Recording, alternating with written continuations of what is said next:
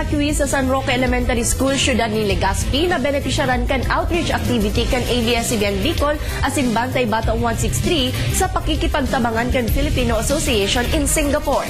Nagpapatrol Lynn Niebla. Mahahaloy pa sa evacuation centers ang mga biktima kan pag-alburuto kan Bulkan Mayon.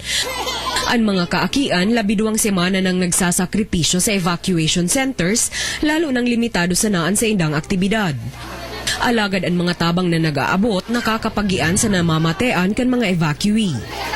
Kan Sabado, sa pakikipagtabangan kan ABS-CBN Regional Network Group Bicol, Bantay Bata 163 asin Filipino Association in Singapore, rinibong evacuees asin kaakian ang nabiyayaan sa ginibong post-Christmas outreach program. Hindi pa nga pumuputok pero at least kailangan na natin tulungan sila lalo na sa kapanahon ng Kapaskuhan na sila ay na-displaced sa ganitong sitwasyon bilang paghahanda ng ating gobyerno na sila ay maprotektahan kung ano man mangyari sa pagputok ng kung pumutok ang Mayon Volcano.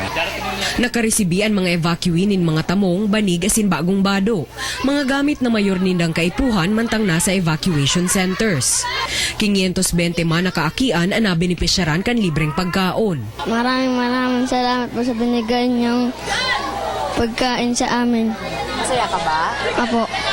Dakulang pasalamat kan mga evacuee sa tabang na ini kan mga kababayan sa Singapore. Patunay ini na ang mga Pilipino nagkakaburunyog sa oras nin kagipitan. Lynn Niebla, Patrol kan Pilipino.